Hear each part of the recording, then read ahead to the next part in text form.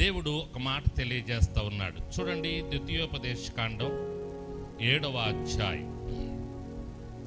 మీ పరిశుద్ధ గ్రంథాలు తీయండి.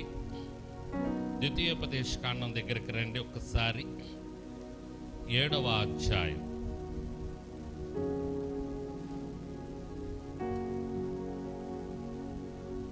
తీసారా? 18వ వచనం దగ్గరికి రండి. 18, 19 వచనాలు చూడండి. నీ దేవుడైన యెహోవా ఫరోకును ఐగుప్తు దేశమంతటికి చేసిన దానిని నీ దేవుడైన యెహోవా నిన్ను రప్పించినప్పుడు నీ కన్నులు చూచిన ఆ గొప్ప శోధనలను, సూచక క్రియలను, మహత్కార్యములను, బాహుబలమును, చాచిన చేతిని బాగుగా జ్ఞాపకము చేసుకొనుము. నీకు భయము పుట్టించుచున్న ఆ జనులకి నీ దేవుడైన యెహోవా అలాగే చేయను. 2 చేతులతో ఒకసారి గట్టిగా స్తోత్రం చెప్పండి. ఇక్కడ ఎంత మంచి మాట చూస్తున్నామో చూడండి. ఆ సమయంలో ఐగుప్తు దేశంలో బాధలు పడ్డారు ఇశ్రాయేలీలు, ఇబ్బందులు పడ్డారు, భయంకరమైన కష్టాలు, బాధలు. ఎంతకంటే అసలు భయంకరంగా వారి చేత చాకిరి చేయించుకునే వాళ్ళండి. భయంకరంగా పని చేయించుకునేవాళ్ళు, బానిసల్లాగా. పగలంతా ఇటుకరాలు పోపించేవాళ్ళు వాళ్ళ చేత. పెద్ద పెద్ద ఇటుకరాలు, మనం చూసే చిన్న చిన్న ఇటుకరాలు కాదు, పెద్ద పెద్ద ఇటుకరాలు పోపించుకునేవాళ్ళు. సరిగా భోజనం పెట్టేవాళ్ళు కాదు, సరిగా ఆహారం పెట్టేవాళ్ళు కాదు. ఎప్పుడు పని ఉంటే అప్పుడు లేపి వాళ్ళ చేత పనులు చేయించేవాళ్ళు. అంత భయంకరంగా బాధలు పెట్టారు, అంత భయంకరంగా హింసించారు వాళ్ళని. అటువంటి సమయంలో దేవుడు వారి మొర్ర విని వారిని బయటికి రప్పించాడు, మోషేను వాడుకొని. ఇదంతా మనకు తెలుసు. వారిని బయటికి రప్పించిన తర్వాత వారికి చెప్తున్నటువంటి మాట ఇది. ఏమని చెప్తున్నాడంటే, మీరు ఐగుప్తు దేశంలో పడ్డటువంటి బాధలు, పడ్డటువంటి ఇబ్బందులు, కష్టాలు, ఆ తర్వాత నేను మిమ్మల్ని బయటకు తీసుకొచ్చానే, మిమ్మల్ని రప్పించానే, ఆ విషయాన్ని మీరేం చేయాలి? మర్చిపోవాలా? ఏం చేయాలని ఉంది అక్కడ?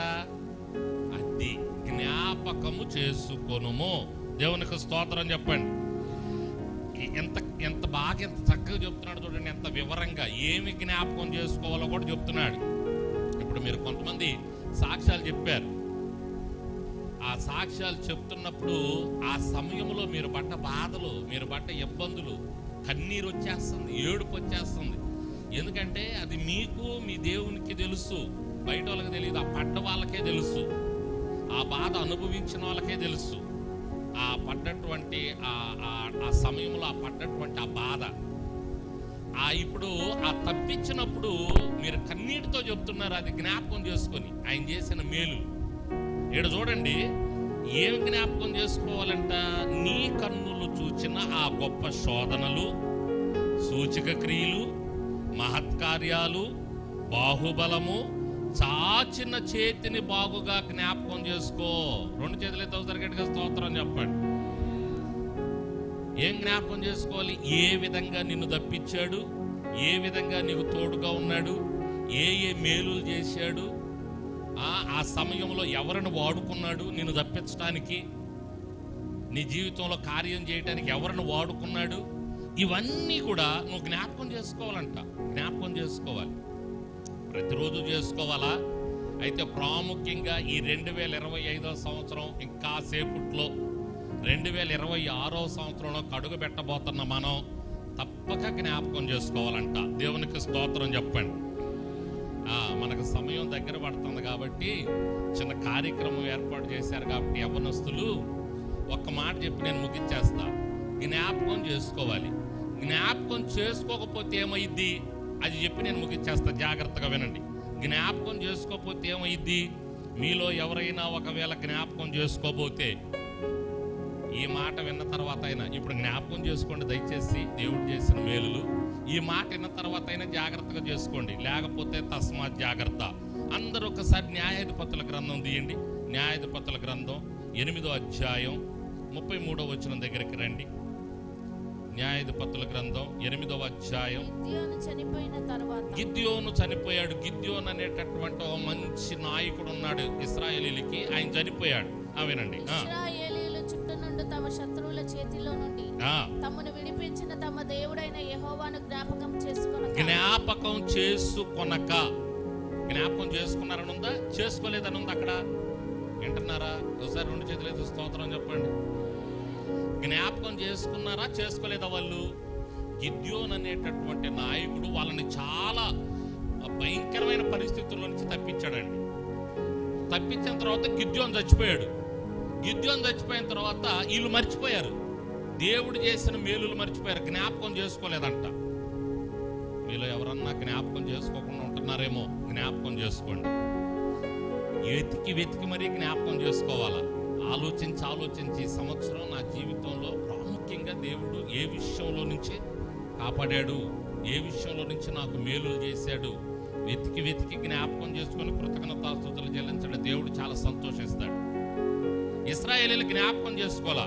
ఏం జరిగిందో చెప్తా, ఇది చెప్పి నేను ముగించేస్తా. ఏం జరిగిందో చూడండి ఒక్కసారి. 10వ అధ్యాయం 7-8 వచనాలు చదవండి. యెహోవా కోపాగ్ని ఇశ్రాయేలీయుల మీద మండగా ఆయన ఫిలిష్తీయుల చేతికి అమ్మోనీయుల చేతికి వారికి అప్పగించిన గనుక ఇశ్రాయేలీయులను గిలాదు నందలి అమోరీయుల దేశములో కాపురమున్న ఇశ్రాయేలీయులను 18 సంవత్సరములు చెత్తగొట్టి అణిచివేసి. ఎలా కొట్టారంట? మామూలు కొట్ల, చెత్త కొట్టారంట. ఎవరినో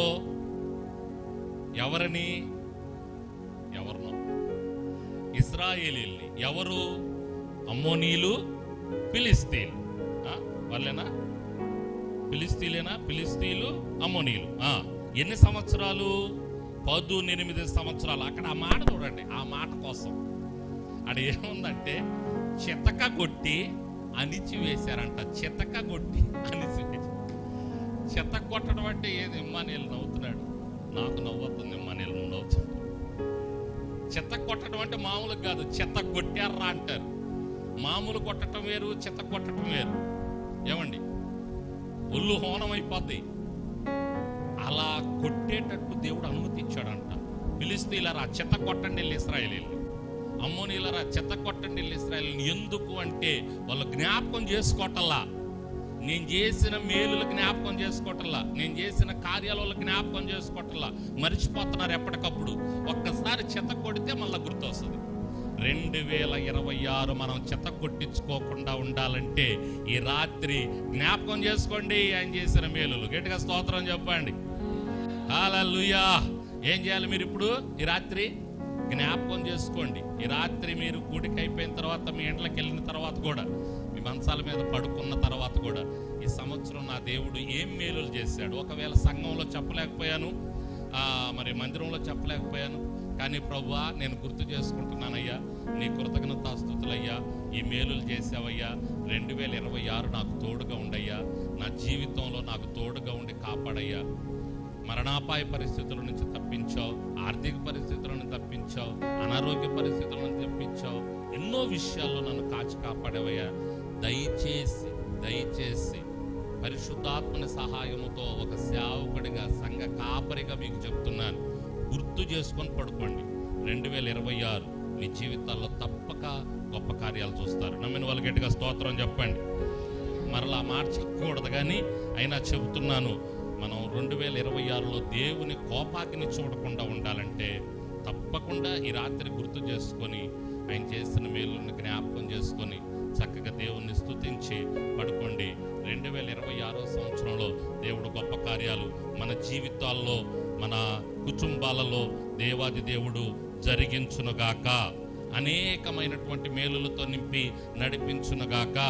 2026 సంవత్సరం మనకు ఆశీర్వాదకరంగా, దీవెనకరంగా ఉండునుగాక. దేవాది దేవుడు ఉంచునుగాక. మన గిన్నె నిండి పొర్లునుగాక. దేవుడు అటువంటి కృప మన మందిరానికి ఇచ్చునుగాక. మందిరంలో ఉన్న ప్రతి ఒక్క బిడ్డకు ఇచ్చునుగాక. 2 చేతులు ఎత్తి గట్టిగా స్తోత్రం చెప్పండి. హల్లెలూయా.